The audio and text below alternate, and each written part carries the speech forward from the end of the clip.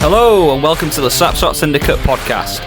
Be sure to subscribe for more content, and whilst you're at it, go and follow our social media pages. They're on screen now. Now, on to the episode. Hello and welcome to another episode of the Slapshot Syndicate.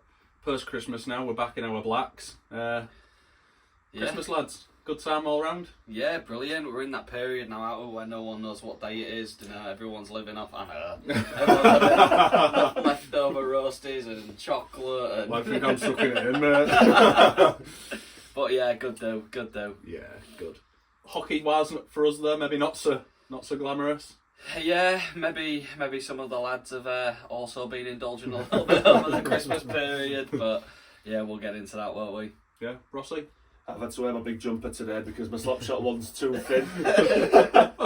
In all seriousness, it's been nice. It's been nice to just have some time with family and friends and stuff like that and enjoy the festivities. And yeah, been a bit of a roller coaster with the hockey, but we all love it, don't we? And especially the league, there's been some very good results, which I'm sure we'll dive into, and some talking points. So yeah, looking forward to it.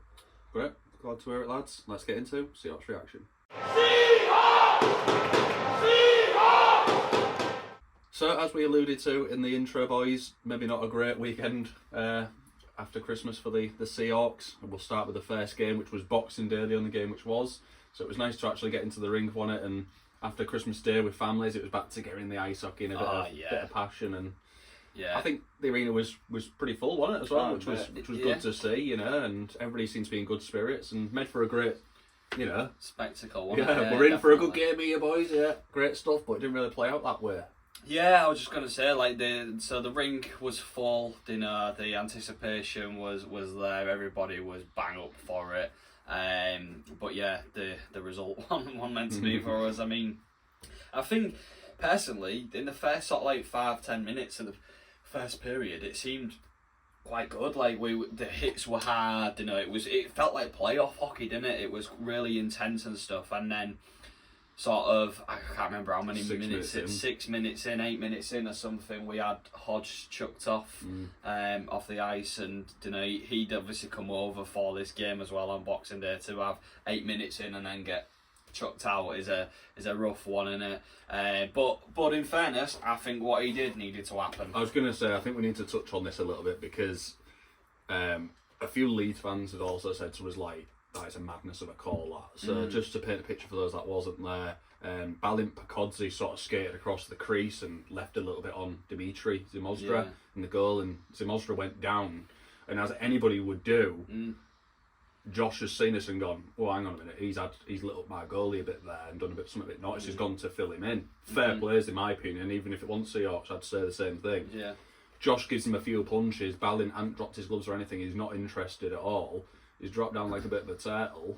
Punches are still going in. The refs have come in and just gone, off your pop, son. Yeah. But it seems to be a bit of a discussion because at first Josh sat down in the box. Yeah. And then there was a bit more of a discussion, and it was like, no, we're going to chuck him. And it was a bit of a really weird call for me. But they both got penalised for it. Yeah. So Pakodzi got goaltender interference, and then Hodge got, you know, fighting an unwilling combatant, evidently. So they both got sent to the box, and like you said, there was then that discussion, and then, you know, a minute or so later he's been ushered off the ice. And yeah, it was an odd one. I think someone goes in on your keeper, you've got to answer the bell, haven't you? You've got to do something about it, and like you say, that works both ways. You know, we've seen it where it's been on the other side as well. We've been on the other side of that. So yeah, I think he needed to do it, but what a loss for us indeed that was. You know, we did need him there. Yeah. I suppose the only good thing about that is, and I said to you at the time, it'll mean Chilcott now dropping to D where he's known best, and it means somebody as a forward is probably going to have to double shift a bit. So it wasn't as if we had to put somebody in that position who isn't. Didn't know. We had a D man who could slot now, which was quite nice. Before we move on a little bit, I also want to touch on the fact that hit then resulted in Zimostra going off a bit later on in the game. He couldn't see the game out. He didn't feel 100% after being hit. So that does also come into the question of, like, the hit that was made on him. It justifies, I say justifies, I don't justify violence, but you can see why Josh has gone and hit him for that reason. There must have been some significance to it, because Dima, I don't think he's the kind of guy to flop on the floor like a fish, and he was sort of laid in his net, wasn't he, for a little bit. He then skated over towards the bench. I don't know if it was midway through the first or just after the second had started. I think basically the message was that he wasn't right. Getting warmed and up. Jordan needed to start warming up. Yeah. And, you know, again, for a netminder to do that is not great. And I think, you know, a couple of Leeds' goals before Dima went off while Jordan was warming up was due to the fact that Dima had said that he couldn't concentrate on the puck. You know, there was a couple that was near the blue line, weren't they? Which is a real difficult situation, and Dima's done nothing wrong in that situation. He's tried to carry on and play for the boys, and yeah, it's a difficult one. Just touching on the Pacozzi situation, I've heard through the grapevine that the reason why Josh was ejected was because he punched him while he was on the floor. We couldn't see that from where we were sat, could we? And obviously there's no footage to support that. But yeah, basically they said that he was initially going to get the 5 minutes for a fighting unwilling combatant, but then the reason why he was then ejected was then because he carried on punching Bally on the floor. I don't know. I've not seen much to suggest that. Sorry, but that's the ins and outs that I've heard. That's interesting. I mean, if that's the case, then you can understand that the rule book is then going to be thrown at you, and you are going to get done.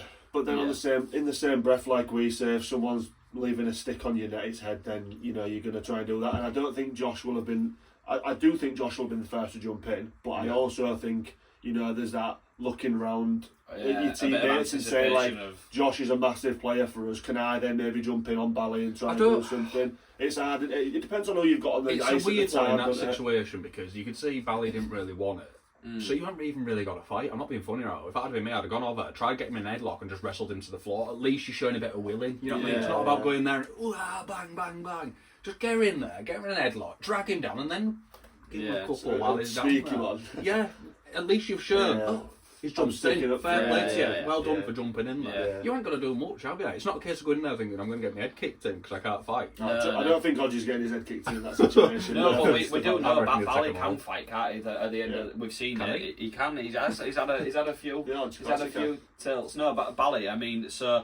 Pacozzi, sorry. Yeah. So I mean, like there probably was a couple of our players thinking, oh well, it might have a little bit about him, but like you said, just get in there and just have a bit of a scuffle and take it to the floor, and then if they get a 2 minute for fighting, or a 5 minute for fighting, sorry, then fine, like sit your penalty and get back on the ice. Somebody else can let him later on. I don't think Hodge was like you want like overwhelmingly shocked when he got initially sent to the box, was he? He was fine to sit in the box. He knew what he'd done. It was more the reaction afterwards when like he'd been ejected, because 7 minutes into a game, it's a massive turning point, that, isn't it? And yeah, massive. And also, I think we need to note from this point forward, it seemed like that's the way the officiating was going to go. I was going to come into this, so I said to you two, like going into that second period, I was like, from now on, anybody touches somebody, a penalty needs to be called, because it just seemed so soft at the time, and there was a few little like rubbish calls, we'll call them, and it just seemed like the officiating was going to ruin the game, where again, as we mentioned, it needed to be played like a playoff game again, high intensity and a bit of ruckus behind it, and it was just sort of, again,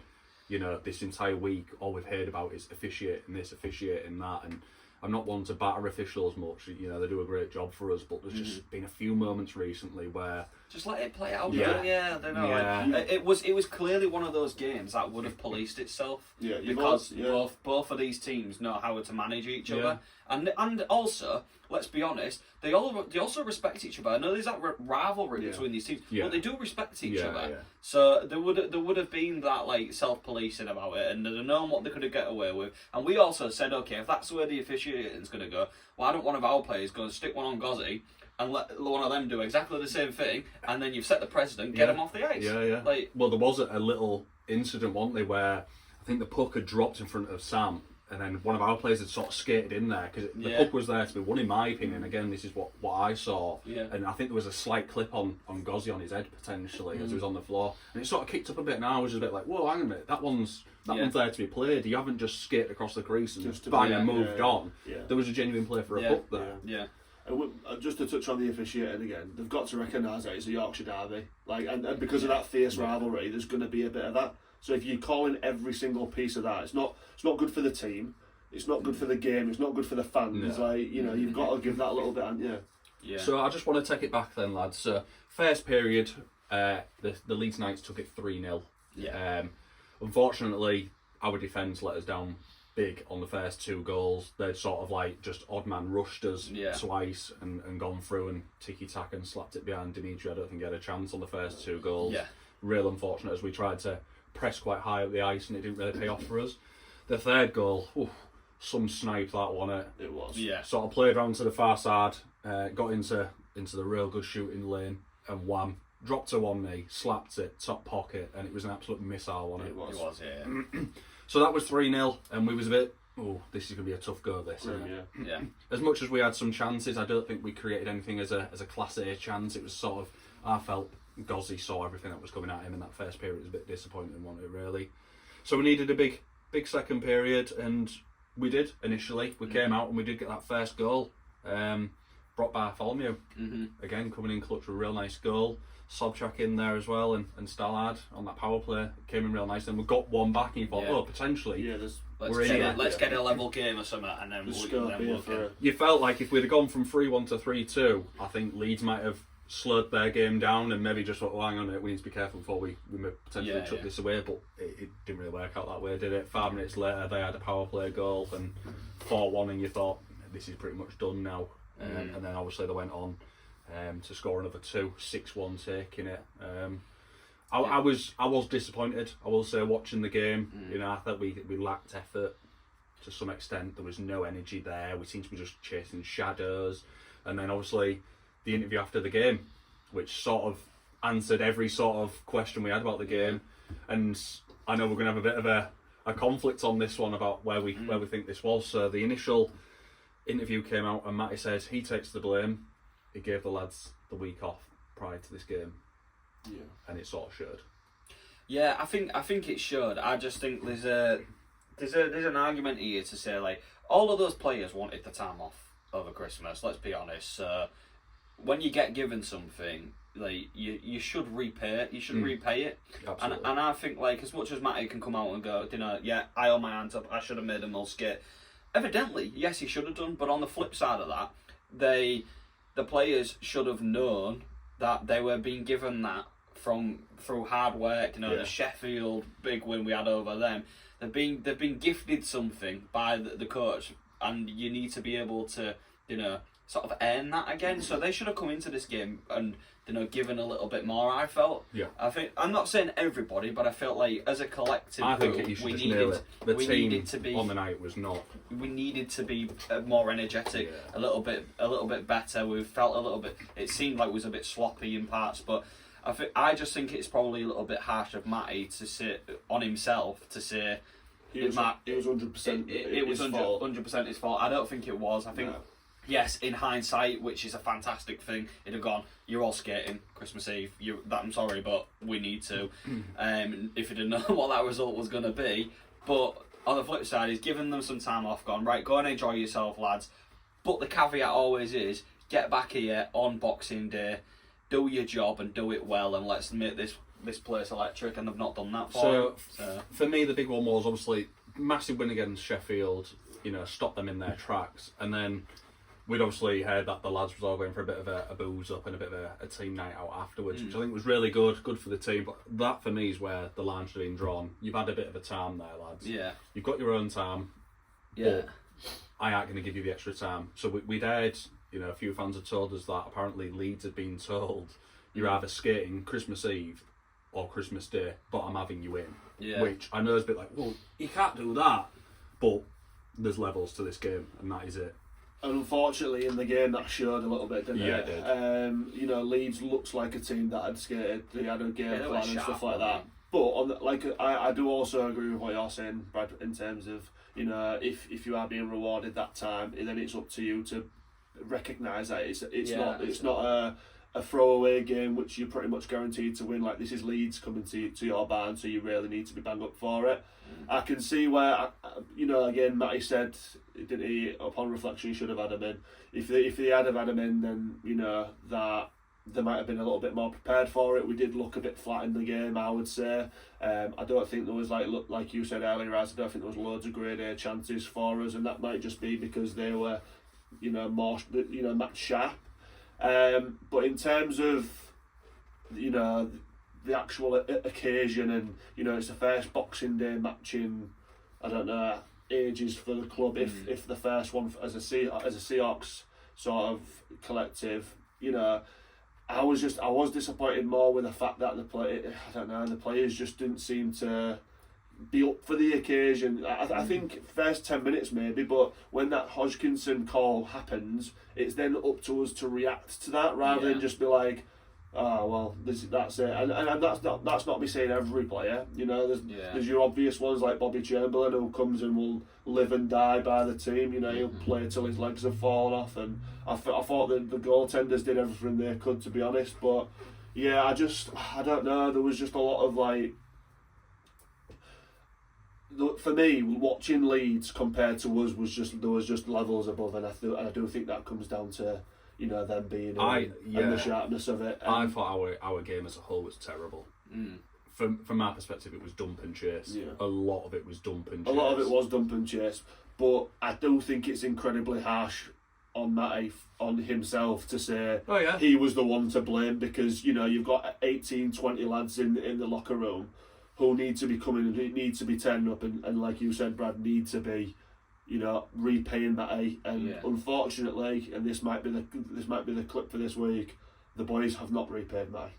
Yeah, I think because in this position, Mai, it's like you're damned if you do and you're damned if you don't, because you don't give them the time off, then everyone resents you for it, because you're like, well, you know, it's Christmas, we've got more going on than this, like we've got families and it's that time of year, so you have that side of it, but then on the other side it makes them skate and they probably perform a little bit better, so then people might argue, well, that's not how you treat your players, you've got to give them a bit of time. If we'd have come and win that, they'd be like, oh, they still could have had like the time off over Christmas. You get it both ways, so I think he's a bit damned, like, you know, damned if you do, damned if you don't. Absolutely not. Well, I think we'll wrap up that game then, boys. I think we've gone on a bit there. So Leeds United's taking that 6-1, bit of a disappointment for us. And then we went into, was it the Saturday or the Sunday game? Sunday. So Sunday, the Hull Seahawks travelled down to Telford. Obviously a bit of a tough place to go. It's the jungle. Needing a response, shall we say. Yeah. You know, disappointment. Matty said, you know, it can't happen again, basically. We're going to go there and we have to get something out of the game. We didn't. Go in there short benched as well. I think we need to recognise. You know, we didn't have some.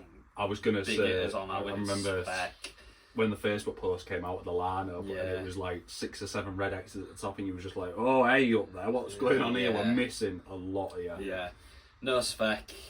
Said injury precaution, but I don't know if it was just a case of having to sit one of them. No Hewitt. As well, big Hodge suspended, potentially. Deck Jones under review. Jones is injured. Theo Malone and Josh Cronin with Manchester, weren't they? There was just a lot of like players missing, to be fair. But Demo was also injured. So. Yeah, he was. Didn't go. I don't think it's an excuse, because other teams have been dealing with this in the past few weeks. Definitely. Look at MK when we've been going, they've been getting beat again because they've got no team. So it's now our turn. So we've been a massive team like that, haven't they? It's how you deal with it now. Yeah. Unfortunately, you two watched the stream, didn't you? Unfortunately, you watched the stream. Unfortunately, you two watched the stream. You paid money to watch that. You paid money to watch that. We did. Telford taking this one 4-2. I'll pass it over to you two to give me a bit of an insight of what happened in this one. For me, I thought Telford played a really, really strong defensive game. I feel like they made us feel uncomfortable. Yeah. They came at us. There was hits all the time. You've got players like David Thompson who are banging 40, 50 points already at this point in the season, giving a hit every opportunity he gets. Yeah. And you know, when your big point scorer, flair guy sort of is doing that, and he's at the forefront of it. Can you imagine what everybody else behind was doing it? So let's go. Every opportunity they got, they was grabbing into the sides, even if they was just rolling off playing like that, you know, it was. And I thought fair play to them, because if you're gonna sort of try and manage a Seahawks team when they're up for it and they're thinking, right, we're gonna try and take a scruff of this, the scruff of the neck of this game. Sorry for butchering that, but you know what I mean, like. That's what you've got to do. You've got to go at Seahawks, and that's what Telford did. And then when the opportunities arose, that's when they got their goals, and they got them in really important times. So the impression I got in the opening few minutes of this game was that there was going to be a fight. They was looking to put it on us definitely. They know we're probably struggling physically at the moment, so they was gonna just batter us in that sense, knacker us out early and take charge of the game. But also it felt like, okay, when you look at our roster and the people who are gonna willing to fight or drop the gloves, get them in the box. Get them in the box. And I the impression I got is that Telford were trying that, and I thought to myself, I think I said to you guys on the chat, I was like, I think someone else other than Bobby needs to answer the bell here. Yeah. Because he was too important to us in that game as the captain to be sat in the bench. Because of the players that were missing. The players was missing, we could not afford Bobby having a fight to do that. Yeah. To change the shift of the game. And when you've got Telford, who have got the likes of Deaconfield there, they've now got Fugalis. They've got players up and down their lines who are a bit handy and they won't mind. I think. There's a few of them that won't mind having a go and won't mind sitting 5 minutes for, because it's not Thompson, it's not Henderson, it's not Caps, it's not those players. Patrick Brown, for example, like those are the boys who are going to be physical and get you points, but they're not the ones who are going to fight because they've got 4 or 5 people who can. Yeah, exactly. And so that's what I thought the game plan was. And I think we didn't have the capacity to sort of answer the call, so we sort of took it. We don't get me wrong, we were written back. Like we weren't like just rolling over and showing our belly and letting them tickle us. Yeah. We were giving it back. I just think like it needed a little bit more. Yeah. Couldn't help but feel we needed a bit more a Hodge presence in the D. It felt like that's what we was lacking, but. Also, power play didn't feel very good. Felt a little bit disjointed. I think we clearly missed Emmy on those sort of... You could tell that there was people missing. Like, Emmy was a massive one, but even Huey on the blue line on the power play. I've said this for ages. He just orchestrates things, doesn't he? It was and fair play for the likes of Bonner and Dylan Hare and people like that who was getting a bit more time on the power play, because that's great for them. But when you've got that power play that just works at the moment, you take 2 or 3 really important pieces out of it. It's really hard, isn't it? So I think it's worth noting here as well, because obviously they had a real good game, but Johnny Corneal back in the lineup. Yeah, it was nice to see Johnny in the team actually, and again he was probably one of the shining lights of the game for us. Obviously, I think they went 2-0 up, didn't they? Is that right? Yeah, they went 2-0 up, and we eventually clawed it back to 2-2. And Johnny got us one back, and then obviously I think he got the assist for us to come back for 2-2, which the boys did really well to sort of claw the way back into the game, because at 2-0 it was a bit like, oh, they've got a good lead here. Yeah. You don't want to overcommit, the next because goal had to be ours, didn't it? You don't want to overcommit on them, because they've got the players who'll just break on you and score a goal. The fact that they came back 2-2 was really good. One thing I do want to mention as well, and I do think that the scoreline probably doesn't reflect, is Geordie in goal had a very, very hard night. He had a tough game. The stats on the website are flipped. I think it says that they had 40 shot. We had. Oh no, it's actually gone right now. So they had 41 shots on goal and scored 4. So I still think, even though he's conceded 4 goals, he's still in like the 90+ save percentage. And it did tell, didn't it? Like he had a tough night, Geordie. He made so many saves. One-on-one's important as well. Yeah, really, glove catches, him just pulling things off the ice. He did play. He played really well, and he just got battered all night. It was like beating a dead fish by the end of it. He was like, it was so tough. But he's got to take something from this game to say, he played well. But I do think, when they got that third goal that Harry Ferguson scored, it was a bit like, oh, we need to get back into it. So I was going to allude on to this, because Matty mentioned this goal in particular in the interview, that it was a really not a good goal to concede. Yeah. Do you want to elaborate on the goal? You can remember it?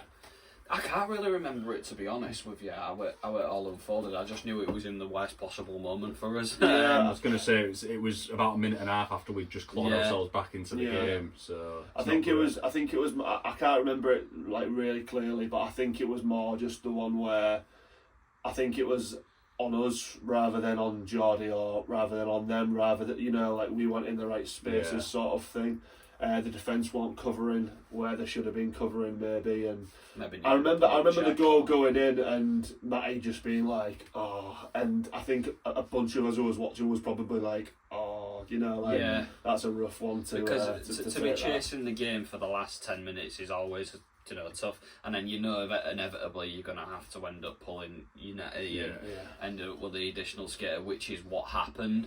When that happened, I felt like I didn't feel we was completely written out of it. I thought there's an opportunity to get that third goal here, and whenever Telford were in the mix, they weren't like given an opportunity to shoot on goal when we had an empty net until obviously 59 minutes and 52 seconds in, where Rose Mitchell-King, to be fair, he didn't go for goal. He tried to just clear the puck, but that's the risk of having an open net, and it sort of comes to near like the blue line or something, and Sobchak tries to like snatch out the air with his stick, and he just completely missed it. So obviously it's an hard thing to do, isn't it? And that's all she wrote. But Telford, I want to just say that in that last minute where we was like pushing for that, Telford looked really strong, like they was comfortable in the penalty kill in that sort of situation with Geordie pulled.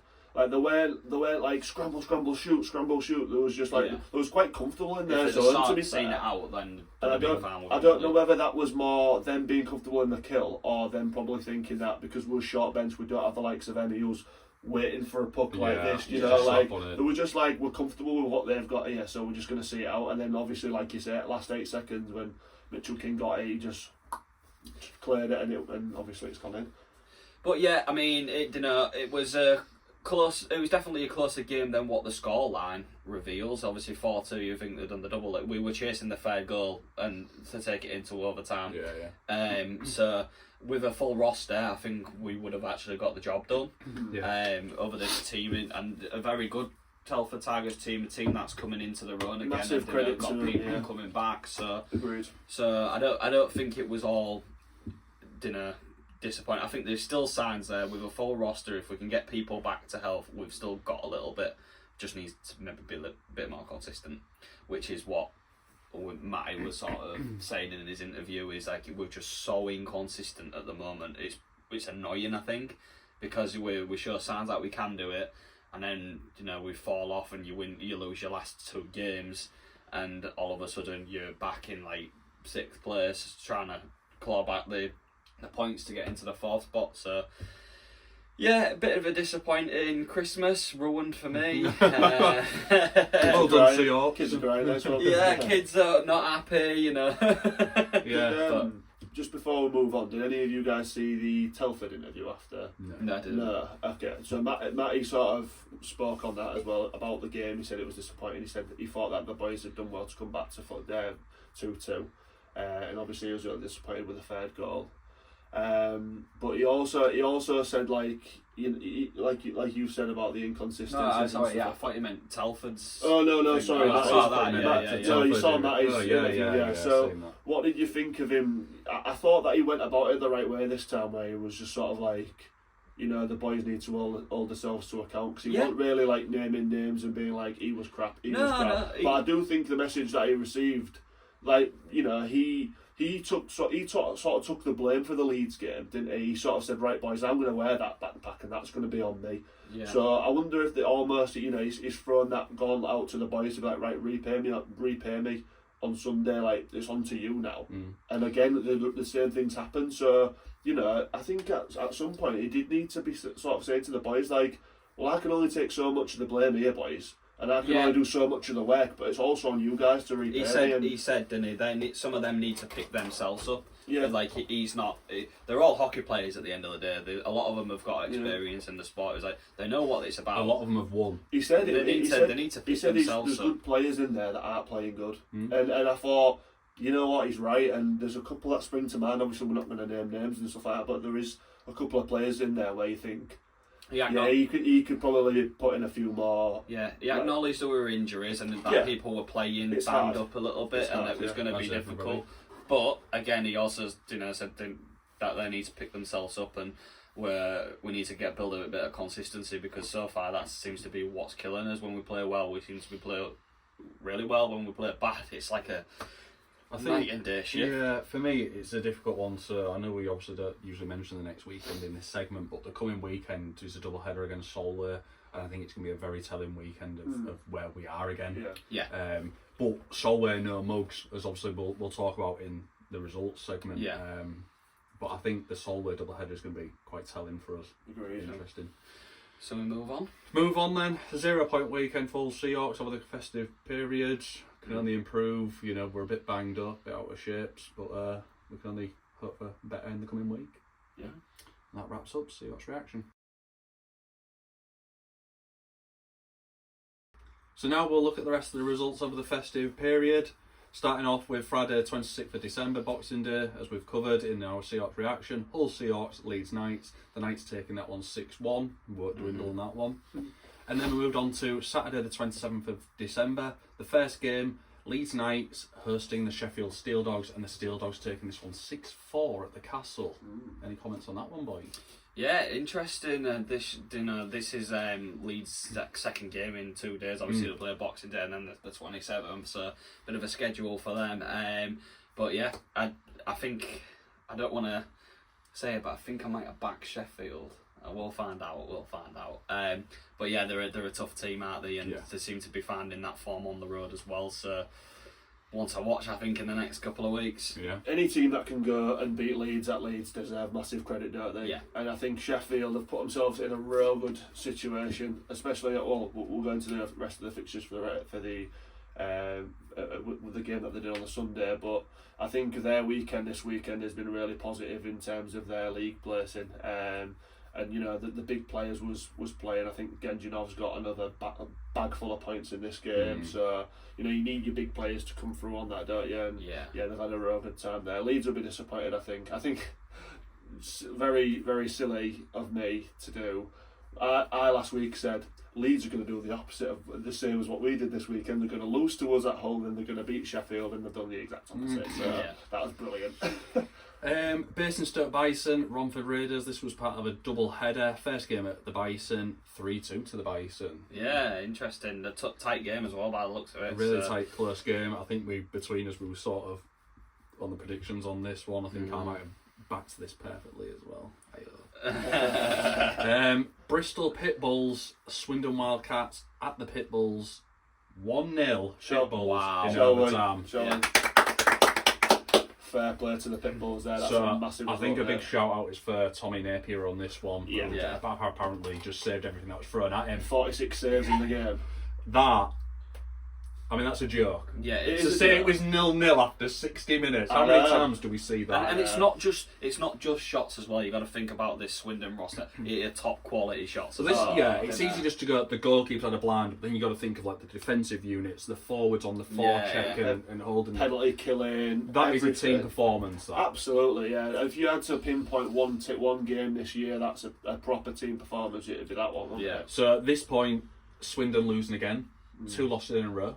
Yes. I think that's the first time that's probably happened in the season so far. Yeah. Bit of concern there. I don't know whether as well in this game it put Sheffield top of the tree temporarily as well, which is a big statement because you know at one point there was 3, 4, 5 ahead. I know that Sheffield have got a couple more games, haven't they? But yeah, this was an interesting one. This. So yeah, big result that one on the night. Milton Keynes Lightning hosting the Peterborough Phantoms. Milton Keynes taking it 5-3. Fair play to Milton Keynes as well. You know they've had an alright weekend. I think, and you know this was obviously a catalyst for it. Peterborough Phantoms, very tough team. MK having some struggles. You know you wouldn't have been surprised if this was the flip. You know the result was flipped, or even much more high scoring in Peterborough's favour. So they've done a job there. Fair play to them. And the final game on the Saturday, Solway Sharks hosting the Telford Tigers, and the Tigers taking it 6-5. Oh, there was a lot of. Did somebody back Solway? I did back Solway. Brad also backed Solway. But oh dear! but it should have been a win to Solway, damn it! No. Why didn't you elaborate then, Rossy? Tell us why should it? This was an absolute goal fest, and Solway obviously have come into this game and put a really good shift up.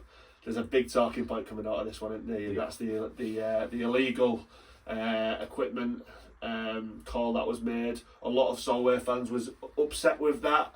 I, being the stat man that I am, went into like the rule book because I wanted to understand, the call that taking the the referees fun made. out of it all. Yeah. I wanted to just come on here and chat rubbish and not know what I'm talking about. But no, I looked at the sort of handbook that it is, and the call that the referees have made is by textually correct. The worst bit about it is it's the fact that I think the play went. So what's happened for context? Jancis is so we've been on playing. Jancis neck guards come off. Now usually what you need to do is you need to go straight to the bench, like your helmet or anything like that. If it comes off, you need to go. Jancis hasn't recognised that his neck guards come off, obviously because his head's in the game. The play's gone on for about a minute. Jancis has then scored, or Solway have scored. They're celebrating. I don't know whether at that point it had put them like a goal or two up in the game, which, at like 50 minutes is a real crucial time to do that. And then the goal's been chalked off. The referees have sort of thought, oh, well, who's not got a net guard on? You, in the bin, son. And, for the last 10 minutes, you're without Johnny Jancis, who's already got a hat-trick and an assist in the game. It's a real tough one. Like I say, by the book, they've done the right thing, but it's the fact that the player then went on for an extra minute. In previous games, I know that I think in one of the Bison games, referees have gone up to the bench and rather than giving a 10-minute said, oh, well, if it happens again, then you'll get there's just a massive gap in inconsistencies there. And I know the Solway fans felt really, really aggrieved to it. Yeah. I've seen some Solway fans come out and say, yeah, no, that's the right call, but why is it not consistent? Yeah. And I think that's the main issue, rather than the actual 10-minute. But yeah, I think that's a good point. Is that it should have either been blown up at the point straight away, as soon as that's noticed on the floor. Because you see a net guard on the floor, arguably, I was going to say, arguably, that's what you're there to do. If these net guards are so important, as soon as one's on the floor, like you're blowing your whistle, stop the game, get it back on, and like the same if a net comes off, stop the game. Yeah. You know what I mean? It's one of them. So to let it go on that long, I think, is a little bit harsh on Solway. Either make the call or give the goal. Yeah. Then that's it. You've got we've messed up. We haven't blown up there, but we're going to give the goal in this instance. Yeah. Everybody's still in the game, so it's not just somebody. Oh, that's on the floor, mate. You can't do that. The game's continuous. Everybody's still man's in the game, so the game is officially playing. It's not just that's took our mind off the game because we've seen it. No, there's none of that. Exactly, and it's the fact that the game's then gone on for an extra minute. That's the worst bit. Which in hockey, a lot can happen in that player might have switched. That player might have switched off, and even if you do blow up and all the players have got the net guard on, you go, right, sorry about that, lads. We'll start back in the centre and we'll go again. Yeah. At the end of the day, they're a mandatory piece of equipment, aren't they? Yeah. Well, we know what happens if you don't have them. We've seen it. Exactly. And God forbid that ever happens again. And that's the whole reason behind it. So I'm sure that as much as it might be a little bit annoying that oh God, we have to restart when I had the puck on the blue line. Who cares? It's about player safety. Don't let the play go on for an extra minute. Because what if Jancis goes over and God forbid again something like that happens? Bad, isn't it? Tell me you're a Solway fan. Got to tell me you're a Solway fan. Let's just say I've got my celt. Let's just say I've got my celt ready for a Saturday. I was going to say, killing an iron, bro. You know it. I'm in the Solway end on Saturday. Get into him. So that was the final game on the Saturday. So we moved on to Sunday, the 28th of December. First game, Sheffield Steel Dogs hosting the Solway Sharks and Sheffield taking it 8-5. What is it about Sheffield scoring 8 at home? You know what? You backed Sheffield to score 8 in this game. And when you did it was like, 8? Bloody hell. But I know. Yeah, don't come at me. But no, literally, this is a crazy game, this. Again, another game where Solway have given it a real good whack here. They've scored 10 goals this week and they've got 0 points. That's why I think they'll be gutted, because they've been literally within a goal of Telford, and I know they give this real good. I think at the end of the first period it was something ridiculous like 2-2 or 3-3. It went like 4-4. I'm sure. There was literally in it for a long period. Solway went 4-3 up, I'm sure of it in the game, but big teams come up with big performances, don't they? And Sheffield have shone through again. I know Liam Stenton actually came out this weekend and said we're putting goals up, but he said we make too many mistakes, and he sort of made his team accountable for the results, which was great. I thought as a captain coming out, you've got to challenge your players there. On the flip side, Sheffield again, Genjinov's come up with a load of goals. Carl Watson is becoming more of a player every week that we're just passing on, that he's having real good games. And if you look through the defence of this team at Sheffield, you wouldn't believe how many players have got like assist, goal, like for the defence. So every player's chipping in with this team. It's really good to see. Romford Raiders hosting the Basingstoke Bison. This one is the second part of the double header. The Raiders taking this one 4-2. Yeah, both holding their own ice. I think we might have predicted. I don't know. I think we talked about this, but then I don't know if some of it, you might have, but I think we went. All will be revealed. Stunning. This is a big game for Romford as well. It ended a 7-game losing streak. Which for the likes of the personnel that Romford have got would be unthinkable. Your CCs, your Jarrett Bakers, John Miller. You'd be thinking, how are they? Like TJ Anderson, even like through the lines, you'd be thinking, how are they losing that many games in a row? So I bet this one was such a what a relief. You know. Get it off the back. Peterborough Phantoms hosting the Milton Keynes Lightning. Again, second part of a double header. The Peterborough Phantoms taking this one 8-6. Yeah, what scoreline? Was it 5-3 in the first game and it's 8-6 in this one? So, but this was right, end to end. Yeah, I bet this was a good game to watch, definitely. Peterborough scored 3 goals in the last 5 minutes as well to win this. But it's that joke chop over top line. MK proper bottled this game. I'm not being harsh here, but MK proper bottled it. There was like 55 minutes you're winning 5-4 and you lose 8-3. That's bad. I saw something as well that someone put on Twitter, and I want an MK's away form this year. If you had a home form table and away form table, MK would be in last position. 10th, with only Solway below them in the away table. Like, I think they've won 1 game in regulation, maybe 1 or 2 in overtime. The rest of the games this year they've lost every game. Which is pretty bad, isn't it? Let's be fair. Are you Seahawks in disguise? What's that? Are you Seahawks in disguise? Our away form last season was tragic. You know what? This year, I want the Seahawks like 5th. Yeah, we have turned it around. I think our away form is arguably might be better. We might have had more points away than we have at home, which sounds crazy. But yeah, the proper bottled this. Let's just say the obvious here. First line fever is it's becoming a problem, isn't it?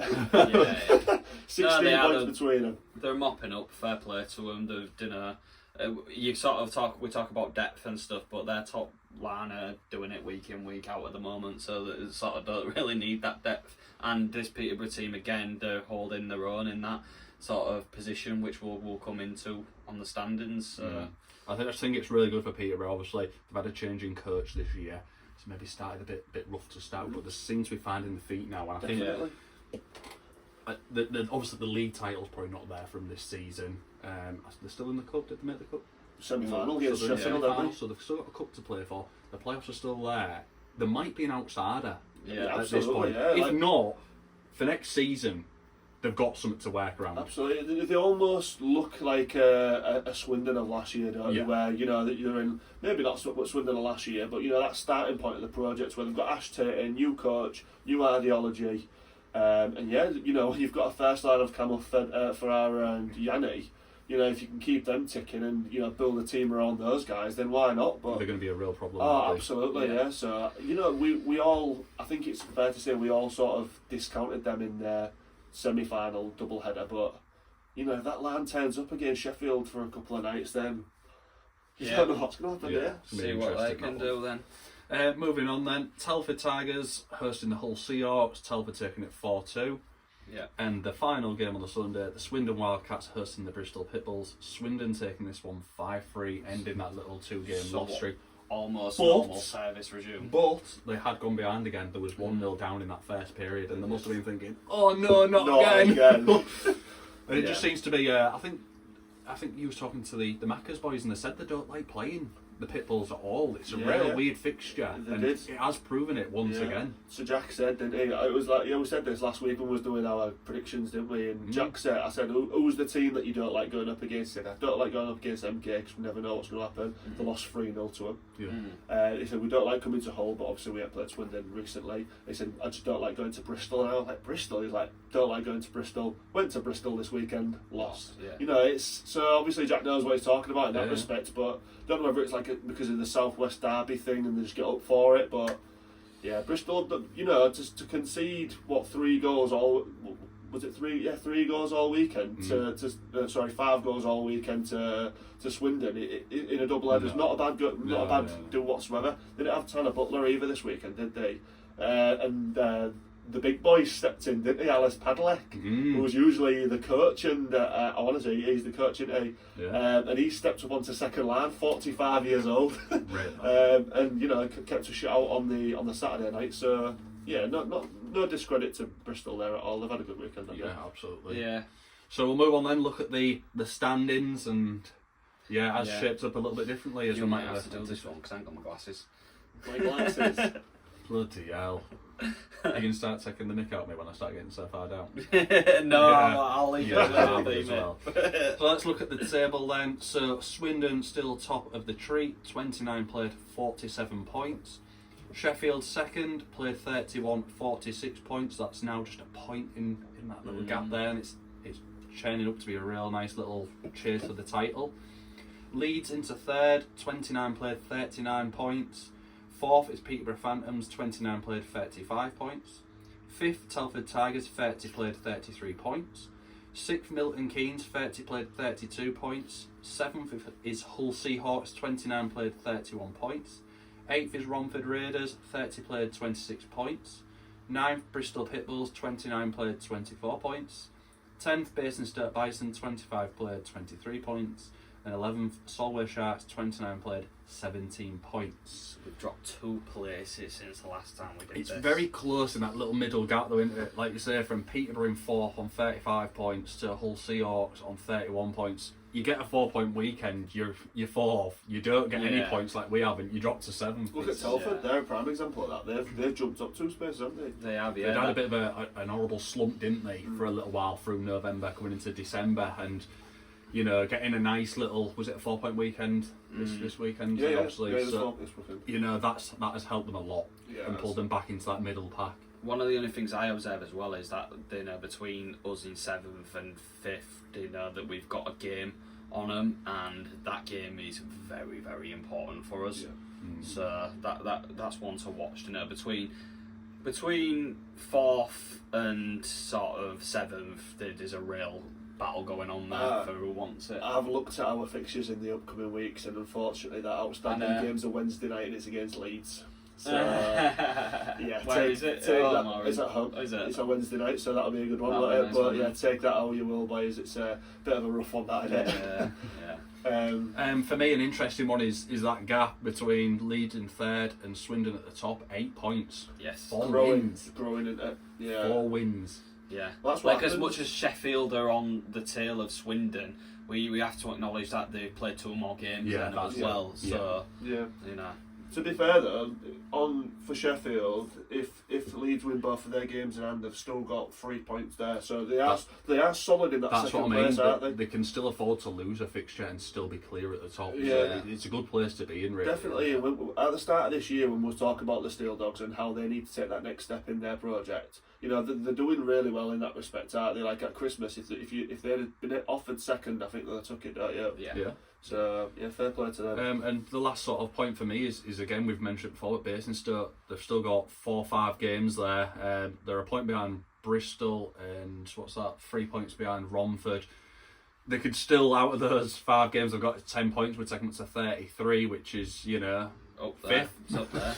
Yeah, so there's still a good chance for Basingstoke to sort of jump up that table, potentially push for a playoff spot. Yeah, I think they like being in that situation as well, where there's no expectation on it, and they can just sort of rock up and take points off teams. It's quite a nice position to be in. But if they have weekends like this weekend where they've held their own ice, got the 2 points, I know they've lost the next night, but if you can continuously do that and maybe turn 2 to 3 each week, you will start going up there, and they'll be in a great position. Definitely. And like you say, if they could push that, a little playoff knockout thing at the end of the season, it'd be great. That'd be a great season for them. Obviously, I wouldn't have expected to be there, but if they can get into that, fair play to them. Yeah, 1000%. Cool. So that's the league table, lads. It's tightening up. There's a bit of a gap here and there. The middle of the pack's getting real tasty, and we're in the running now towards the end of the season. Yeah. Are you still confident in who you picked to win the league? Obviously. You guys both picked MK, and I picked Swindon, so I'm sitting all right. Yeah. We all backed Hull to win the cup there, didn't we? So that's not coming through, but. Yeah. You know, since then we've had a couple of those, but yeah, I'm still confident in my pick. I think this is Swindon's year. If they're going to do it, it'll be this year. You know, with the depth that they've got in their team, if they didn't, I think they'd be disappointed. As of today, if they didn't go and win the league, do you think it would be a massive disappointment? Yeah, 100%. With the squad that they've got, the depth that they've got, the defensive core that they've got, it would be a massive disappointment. Yeah.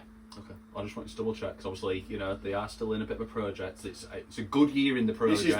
This is the year. Last year was the second place. We've had a good run at it. We've made it to Coventry. This is good. This year they need something. They need a cup. They need a league. I think league's a minimum now, to be honest. Yeah. If they don't, I think looking at that Swindon team, if they don't win the league this year, I think as a fan you'd be thinking, how have we not done that?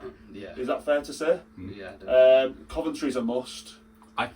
You say that. The thing is with Coventry, much like last season, they've gone to a neutral venue and... Oh no, I don't mean winning Coventry, I just mean making it there. They'll making it to Coventry is a must it. for them. Yeah. But my biggest concern is, do they turn up at Coventry? So it. do you bank on, get the league in the bag, That's a step forward. potentially win the cup, That's and a then step forward if they win the league. see how they go at Coventry again, because Coventry hasn't been very kind to them, has it? I mean, when we saw them last year, there was a shadow of what they can do. That's the beauty of Coventry, though, isn't it? Just neutral venue, and all of a sudden players are just like, oh, I aren't used to this. Exactly. That's the beauty of it. It's an absolute circus, isn't it? But the league is over a 50-game season. If you're the best team over the 54 games, then you deserve it, don't you? And so far, Swindon have been. Cool. All right, and lads, we'll move on, and that concludes our results segment. Now it's time to look at our team of the week for this week, and we had some really good contenders this week, didn't we? With some really interesting results, some big performances, and a few shocks maybe along the way. We won't dwindle too much, we'll get straight into it. Our netminder this week is Bristol Pitbull's Tommy Napier. Played a huge part in the Bristol South West Derby win versus Swindon on the Saturday night, that 1-0 overtime win, which is an absolute madness. Made 46 saves and earned himself a shutout. A bit more of a difficult night on the Sunday, losing 5-3 away at Swindon, but kept his team in the game all the way, making 34 saves on the night. Yeah. We've said this before, if you go to certain places and get shutouts, you're pretty much almost guaranteed to be like a team of the week player, because they come few and far between. You know, it's alright, no disrespect, but if you go to the bottom of the league team and get a shutout, it's not like, well, the bottom. But you go to the top of the table and get yourself a shutout, that is fair. Especially with Bristol being where they are as well. Yeah. Fair play. So a massive shout out to Tommy on that one.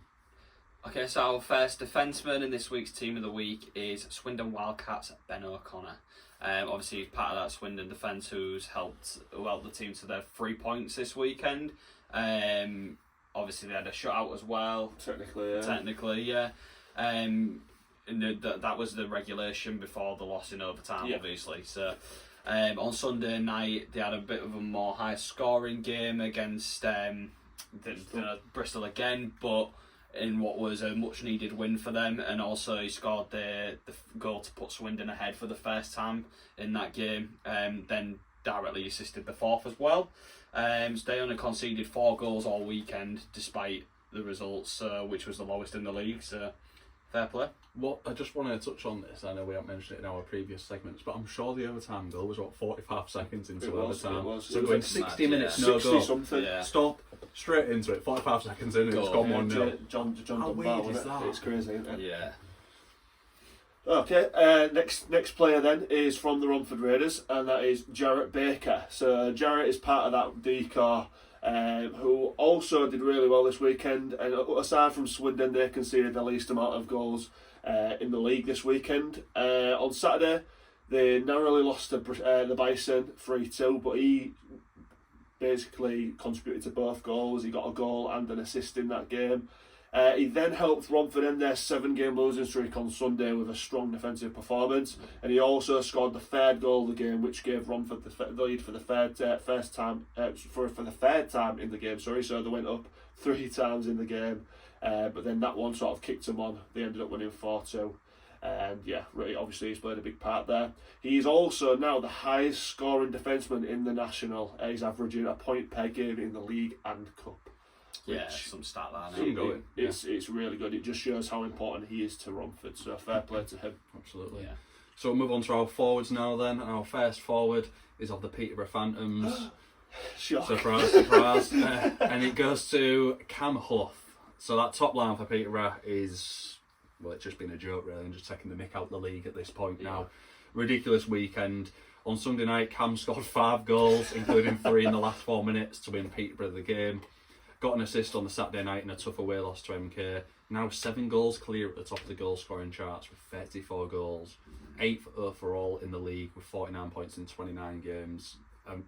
For me, it's a weird one with Cam because he's been chipping away these points, but the thing that what I always noted is when he does his penalty shots, he doesn't seem to miss that often because he's a joke and he does something ridiculous and you're just like, you're taking the mick out of this league now, mate. But he's now doing it consistently and there's goals, there's assists, and there was a thing last season with Cam where people were sort of saying, is it going to be a one-season wonder? Yeah. But they sort of picked this, re-signed him quite like early on, didn't Yeah. they? And he's just showing again that he's not a one-trick pony. Like, he can do it season after season. So I'm looking forward to Peterborough coming to Hull so we can see him play and see what he's like.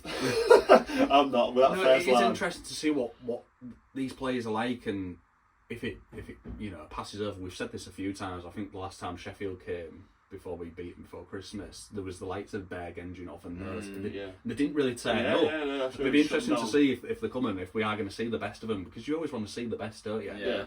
The points they're putting up, you think, God, it must be an absolute carnival when they're playing. So it'd be interesting. Okay, so moving on then, our next forward, we've just briefly mentioned him, Sheffield Steel Dogs, Berg Endenhoff. So he's had another phenomenal weekend, which is quite painful to say because he absolutely, we didn't have a fun time with him in Hull, did we? But no, he's had a massive weekend. Obviously Sheffield got another 4-point weekend, and he's been at the forefront of that on Saturday night against Leeds. He scored 2 goals, got 3 assists in a 6-4 win, which was absolutely huge for them. And then on Sunday continued that goal scoring form with 2 goals and 2 assists in the 8-5 win over Solway at home. So yeah, he really is. Obviously he's playing in a very good team, but he's at the forefront of scoring these goals and the assists and stuff he's putting away. 9 points in 2 games. I want to throw it out there at the minute. He could be my pick up of the season so far. I know we talked about this pre-season, like, who's the player to watch? And obviously his name was never really mentioned. I know you had your eye on him a little bit. We mentioned him, didn't we? Yeah. But I think that was just hypothetical. Nothing to this standard. No, we didn't know much about him before, and that's not a touch on him. That's just because we are so focused on our league and we're shocky, aren't we? But yeah, he's been a massive signing in, and I think he must be. We'll be picking our player of the month in the coming days, won't we, boys? We've got one more game on the 31st, but he's got to be there, hasn't he? Like, I think. He's scored something stupid like 25 points in 9 games or something. I think the only person who could potentially take it is our last player. Yeah, it is absolutely. Yeah, nice little transition. So our last player is a repeat from last week again, and he is an absolute roller coaster of a player. He's a carnival, but we love it. And it is Solway Sharks forward Johnny Yancis. So Solway continued the goal scoring form this weekend, scoring 10 goals, and Yancis was again at the forefront of that. 10 points. No, they scored 10 goals. They got 0 points. You can't get 10 points in a weekend, mate. You had 2 goals. Because it's 10 points. It's a typo, that. So on Saturday night, Johnny scored a hat-trick and assisted the first goal of the game, before then being dished a 10-minute penalty and not having a few nice words to say about the referees. But fortunately for Solway, Dops approved Yancis to play on the Sunday, and he made his mark on the game again with 2 goals and 1 assist. Over the weekend, he has contributed 7 out of 10 of Solway's goals, whether that's scoring or assisting, and he's now up to 14 goals and 8 assists in 12 games, which again is a joke. He's taking the absolute mick out of the league, isn't he? It's one thing to mop up for like a really high, position team in the league. Sheffield, no disrespect, but Solway being at the bottom, and this guy is still doing this. You think of him in like one of the top teams in the league, and you think he's just going to absolutely just roller coaster through it. Yeah, and the thing with Solway is at one point we was all saying what we're like, they're struggling to score goals. That's a big issue for him. Johnny's This now guy's doing walked that. in and just gone, hold my beer. Yeah, I'll be yeah, back in a minute. Absolutely, and he's formed quite a good partnership with Jordan Boyer. So a lot of it's a shame for Jordan because a lot of his points this weekend were assisting Johnny, but that's not a shame for them because that partnership's becoming real strong and a good one. So hopefully that can continue, and again they could just sharpen up at the other end because it just seems a lot of that. The losing games 6-4, They're having to 8-5, teams, aren't it's rather than shutting teams down, which it's a shame. But fair play to Johnny and fair play to the rest of the team, boys. A lot of very worthy people in the team of the week this week, weren't there? Yeah. That mops up our team of the week.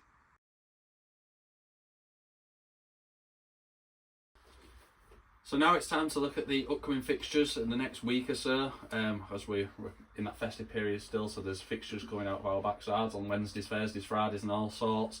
But before we get into that, we'll hand over to Rossy and tell us about our predictor for this past week.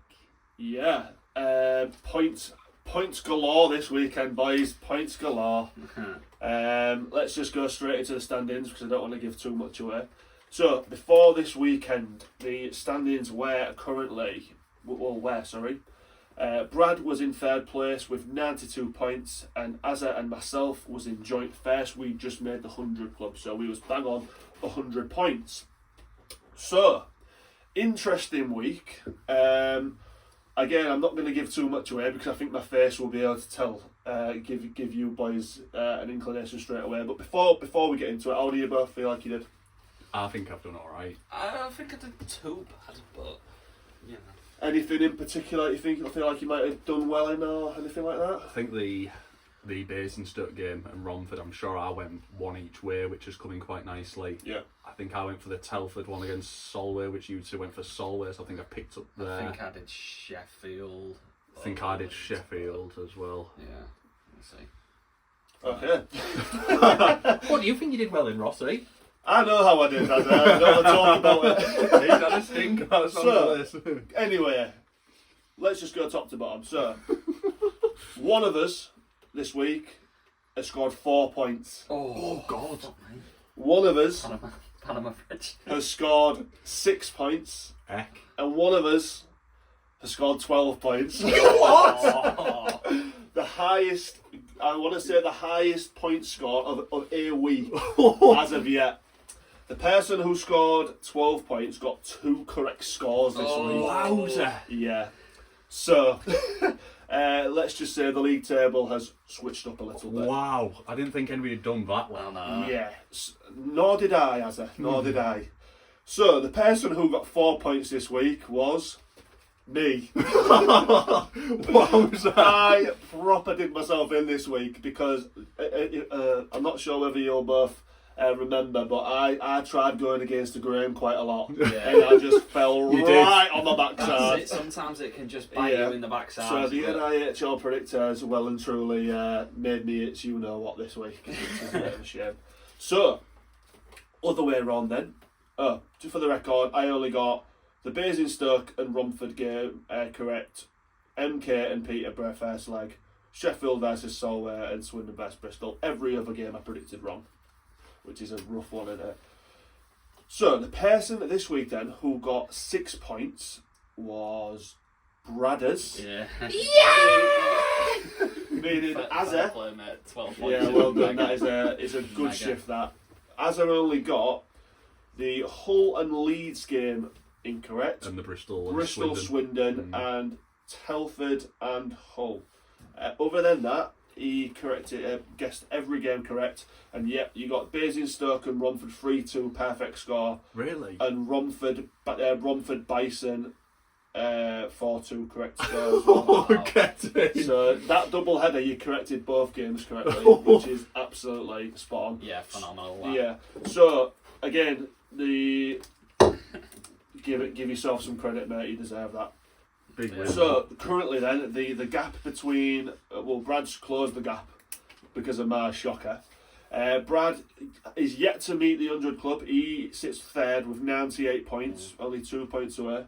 I'm now in second with 104 points, but Azza has now extended his lead by 8 points and is now on 112. Wow. So fair play, as you deserve all plaudits this week, mate. Yeah. Some week we said that it was going to be a case of you get a result or two in there, and it could be a massive factor. Yeah. But yeah, some week to do it. It'd have been interesting if that were if I'd have got the 12 points, because I think that'd have put us all like right. Yeah, it would have. But I didn't, did I? Well, at least you didn't get 4. Guessed correctly this week. I mean, the fact that I've done both games as well in a double header and guessed right, Sauce. that is madness, isn't it? Yeah. Quality. Let's go with it then. Sorry, I'm just taking it my big victory there. Let's dial back in. So looking at the fixtures coming up, the first fixture is on the 1st of January, a Thursday, and it is Swindon Wildcats hosting the Basingstoke Bison. Yes, so this could be a tasty game, because these two going head to heads proved in the past, quite interesting, and it Basingstoke have beat Swindon, I think, there, and the other way around, but my head's telling me Swindon win this one. I'm going to go for a 5-3. I'm going to jump in then. I'm going to go Swindon, and I'm going to go 4-2. I'm going to go Swindon. Wow, that's wrong. He's robbed my score, and I'm going to go for a 6-2 Swindon. Imagine if that came in clutch after I'd robbed 5-3, I'm your going to initial do prediction. yeah. So the next game is Friday the 2nd of January, and it is Romford Raiders hosting the Milton Keynes Lightning. Interesting one, this. MK's away form's torrid. It is. I know. You are correct. But I'm going to go for MK. Ooh. I'm going to go for a 4-2 MK win. I'm going to go Romford, and I'm going to go 4-3. Okay. I'm going to go Romford as well. I'm going to go 3-2. Ooh. Saucy. Ooh. And then we move back to the weekend and normality resumes. Saturday the 3rd of January, Basingstoke Bison host the Peterborough Phantoms. Rossy, we'll come to you first. I'll go Peterborough. I'll go Peterborough 18-2. Because their first line's a joke. And they're all on 8 points each. Yeah. No, I'll go Peterborough, and I'll go 5-2. I'll also follow you and go Peterborough. I'm going to go for 6-3. Yeah, I'm going to go Peterborough as well. I'll go 5-3. Next fixture, Bristol Pitbulls host the Sheffield Steel Dogs. Before you jump in, just remember... I know, yeah. Battle of the Dogs. Yes. Move on. I'll jump Sheffield. Boring. I'll jump in first if you want. Yeah. I am going to back Sheffield. Their away form is arguably as good as the home form. Yeah. They're really, really good away, aren't they? So I'll back them to win 5-2. I'm going to go similar to you. I'm also going to go Sheffield, but I'm going to go 4-2. I think it'll be a close game this one. Yeah, I'm going to go Sheffield as well. I think it'd be stupid to not at the minute with their form. I'm going to go for a 6-4. Nice. Interesting. Milton Keynes Lightning hosting the Telford Tigers. I think I'm going to be the one that goes against the grain here, and I'm going to go for Telford. Okay. I don't think that's as far from the grain as you think. Oh, really? Yeah. I'm going to go for a 5-3 Telford win. Nice. I'm going Telford as well. Ooh. Ooh. I just think Telford are... I'm just copying Azza because he had 12 points Yeah. this week. Exactly that. Oh, well, just move on, please. I'll go for a... What did you go for? 5-3. 5-3. No. No, I didn't copy you, you don't copy me. I'll go 4-2. That was cool. I'm going to go for Milton Keynes. I'm going to go MK at home. I'm going to go for them to win 4-2. Interesting. A couple of against each other on these ones, which will be quite interesting. I've got to get my points back. I'm just gonna keep going. Dun, dun, dun, dun. Whatever he's going, I'm going the opposite. 3 points next week. And the last fixture on the Saturday is Solway Sharks hosting the Hull Seahawks. One that we're going to be in attendance for, boys. We are making the trip up to Dumfries, which we are very excited about, aren't we? Secret Solway fan over here and that, like you said. And I'm very excited for this one. Yeah, I'll be good on this. I'm going to go Solway. Yeah! I am, and I know that sounds like real bad, but us short benched, if we're still short benched, I think we're going to struggle, and at their place, they're a bit of a nasty team. They can't be what you were going for. I'm going to What's all go your asses? 4-2 Solway. Get your head down. I'm gonna go Hull. Oh yeah. Yeah. I can't not. I'm gonna go Hull. The look of a probably like, I'm gonna go Hull. tell me I'm the good boy. 5-3. Oh, this is an hard This one. has caused so much divide. This is an hard one. I'm going to back Hull as well. Oh yeah. Oh. I'm going to back Hull. I'm going to run him down the aisle as if Solway. Oh, look at you kill her. No, don't do that. I'm going to back Hull.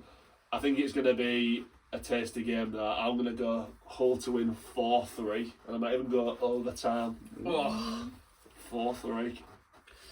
Wow. Can't wait. That's gonna be game of the week. I can't wait. Another one ticked off the list of away rinks, and I cannot wait. I can't wait for this one.